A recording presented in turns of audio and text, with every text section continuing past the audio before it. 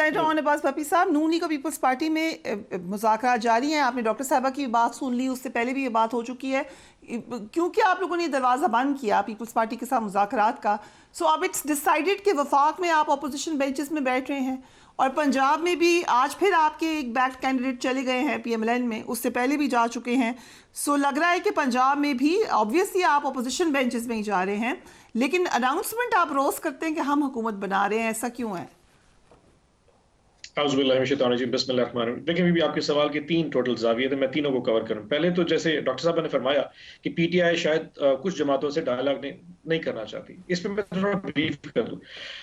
एक प्रिंसिपल एक बंदे का स्टैंड होता है और हर पार्टी का अपना स्टांस होता है। हमारी पार्टी का ये जो मैंडेट था वो अवाम से जो लेके आए थे वो इन 3 जमातों के खिलाफ मैंडेट था। जब हम अवाम में गए थे तो हमने इनके खिलाफ एक गुफ्तगू थी, एक नैरेटिव बनाया अपना, और अवाम ने उसको पसंद नहीं किया, और अवाम ने जो हमें वोट दिए वो हमारे में भी है, और कुछ इन जमातों जो पाकिस्तान पे हुकूमत करती है उनके इख्तिलाफ में भी हमें दिया। सो कम अज कम आप तहरीक इंसाफ से एक्सपेक्ट मत कीजिएगा कि हम नारों में, तकरीरों में, गुफ्तगू में, सोशल मीडिया पे एक 3 पॉलिटिकल जमातों के खिलाफ जो हमने बात की हो, वो इलेक्शन डेट तक तो ठीक था, लेकिन 9 फरवरी उससे हम अचानक यू टर्न लेना शुरू कर दे, और फिर जिनको हमने गालियां निकाली हो उनके साथ हटाना बैठना शुरू कर दे। बट अगर इजाजत दें, मैं आपकी बात में मुखल नहीं हो रही, सिर्फ एक सवाल पूछना चाह रही हूँ, अगर इजाजत दे दें, खैबर पख्तूनख्वा में क्या मैंडेट आपको JUIF के खिलाफ नहीं मिला? फिर जब आप JUIF से बात कर सकते हैं तो फिर पीपल्स पार्टी से बात करने में क्या हर्ज है? मैं अगर आपको मैं ये चौथा हो जाएगा, मैं अपनी बात मुकम्मल करके जी जरूर। तो हमारे लिए बहुत मुश्किल था कि जिनसे मैंडेट लेके आए हो उनके खिलाफ 8 फरवरी के बाद नैरेटिव चेंज करे, और फिर सो कम से कम प्रिंसिपल पे कॉम्प्रोमाइज करना तहरीक इंसाफ और इमरान खान साहब के लिए थोड़ा मुश्किल है। नंबर 2, आपने कहा जी नून लीग, आपको पता होना चाहिए, होना चाहिए, अब तक तकरीबन कोई 6-8 टू बी वेरी प्रिसाइज 8 हमारे MPAs जो हमारे बैक ये थे वो इस वक्त तहरीक इंसाफ को छोड़ के नून लीग में शामिल हो चुके। कोई क्यों नहीं? आपने जब वोट मांगा, आप इमरान खान की फोटो दिखाई, आपने PTI का नजरिया दिखाया, लोगों ने आपकी शक्ल पे नहीं इमरान खान को वोट दिया। अब वो जो लोग यहाँ से छोड़ के जा रहे हैं नोइंगली कि पब्लिक प्रेशर आएगा, कल को हरी में दिखाओगे, नहीं बचेंगे, एक एथिकल वैल्यू डिस्टॉर्ट होगी, फिर जा रहे हैं just because they have been picked up, और उन्होंने जाके नून लीग की गिराना शुरू कर दिया। सो अब ये नंबर गिरना शुरू हो गया। हैविंग सेड दैट, आप दूसरा सवाल पूछा नेशनल असेंबली पे, हमारा क्लेम है कि हमारी 180 सीटें थी, अब उसको गिरते गिराते शॉर्टकट ट्रेनिंग करने के बाद 93 आ चुकी। We are still the single largest party.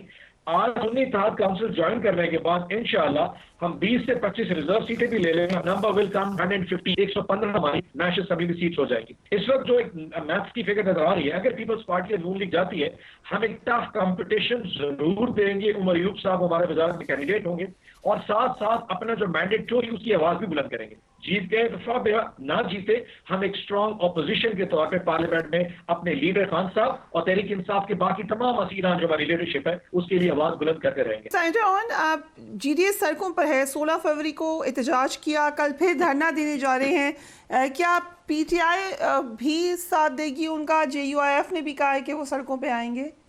अच्छा देखिए, GDA हमारे साथ अलायंस में इस दफा नहीं थी। पिछली दफा हमारा एक अलायंस था उनके साथ, इस दफा हमारे साथ अलायंस में नहीं थी। तो अपना इलेक्शन लड़े, उनका अपना एक मैनिफेस्टो है और अपना एक नैरेटिव है। दानवी जहां पे हुई हमें उन डिटेल्स का नहीं अंदाजा, लेकिन हमारा एक बयानिया जरूर है कि पूरे पाकिस्तान में कहीं ना कहीं सिस्टम किसी को इनकरेज कर रहा था। अब इंटीरियर सिंध में मैंने जैसे कहा हमारे स्टेक्स कम है, और मैं इस चीज को मानता हूं। जैसे साउथ बलोचिस्तान में हमारे स्टेक्स कम है, उसी तरह इंटीरियर सिंध में भी हमारे।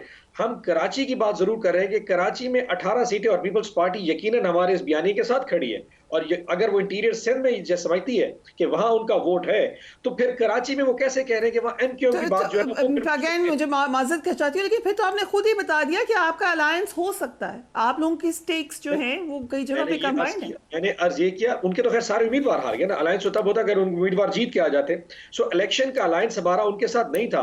हमारा पॉइंट स्पेसिफिक प्लेसेस पे। MQM ये एक जमात है जिसको कराची में 18 सीटें तोहफे में दी गई। इनकी एक सीट कराची में नहीं बनती थी, यानी कि 1.5 लाख का वोट फर्क, सिर्फ लाख इधर से उठा के इधर लगाने का जो कॉन्सेप्ट है, ये तो माइंड बॉगलिंग हो गया। पाकिस्तान की तारीख में 5-10 हजार वोट हर इलेक्शन में डलता है। एक एक लाख वोट इधर उधर करने की जो कहानी है वो कराची में हुई है, वो लाहौर में हुई है, वो सियालकोट में हुई है, वो पिंडी में। अब ये चट्टा साहब का जो बयान है, यकीन जानिए मैं उसको सलाम पेश करता हूं, वो एक बहादुर आदमी है जो अपनी जमीर की आवाज पे निकल आया।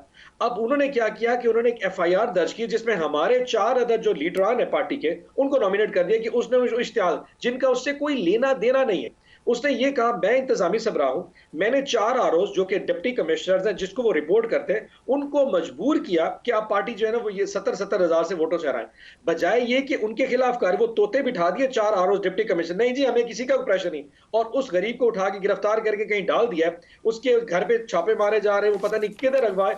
अगर उसकी कोई एलिगेशन गलत है, मैं समझता हूँ सारे गलत है, कहां का कहां जा चुका होगा, फिर बैठा बयान दे रहा होगा कि शायद मेरा पीटीए से कोई ताल्लुक नहीं है।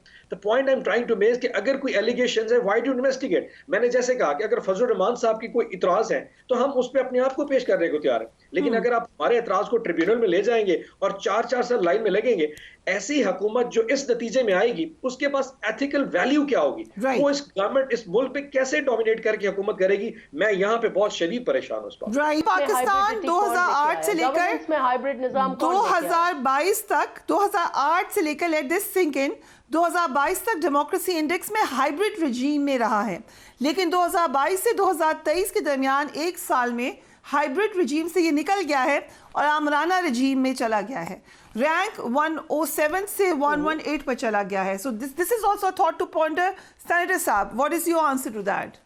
अच्छा, मैं वैसे डॉक्टर साहब ने जैसे फरमाया कि अगर हम पे ये इल्जाम है कि 2018 में इंडिपेंडेंस के साथ, देखिए उस वक्त जो इंडिपेंडेंट्स थे वो इंडिपेंडेंट्स थे और we were the single largest party, हमारी 135 नशिस्तें थी जो सबसे बड़ी जमात थी, और हमने इंडिपेंडेंस एक ऑटोमेटिकली होता I think PMLN was the single largest party at that time. एक नंबर ज्यादा था उनका। ना डॉक्टर साहब यू आर गेटिंग इट, फिर ये भी डॉक्टर गेटिंग रॉन्ग। हमारी 135 सीटें थी, दे हैड 80 के नंबर से, पीपल्स पार्टी नंबर 3 पे 55। हम पंजाब की बात करें, पंजाब की बात करें। मैं पंजाब की बात नहीं कर रहा, मैं फेडरल की बात कर रहा हूं। अगर आप सूबों की बात करें, मैं उनके नंबर्स बाद में, मैं फेडरल की बात कर रहा हूं। सो हम लार्जेस्ट थे, हमने वहां हुकूमत बना ली। अब ये जो अभी आपने इंडेक्स की बात की है, ये बहुत you know it's very weird to understand. वो टेकअवेज क्या है? उन्होंने कहा कि या पाकिस्तान में जो इलेक्शन का टाइम है वो जानबूझ के डिले किया गया ताकि अवाम की जो नुमाइंदगी का हक है उसको साइड पे रखा जाए।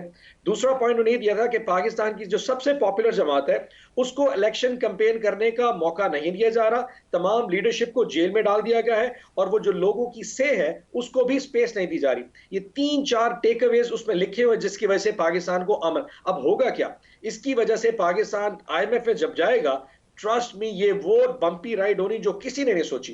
आपके इंटरेस्ट रेट अब उस रेट पे आपको नहीं मिलेंगे। इंटरनेशनल डोनर्स आपके साथ जो करेंगे, they will have a lot of fun. ये जो लोग हुकूमत करने का ख्वाब सोच रहे हैं, we can only hope for the best. वक्त हमारा खत्म हो रहा है।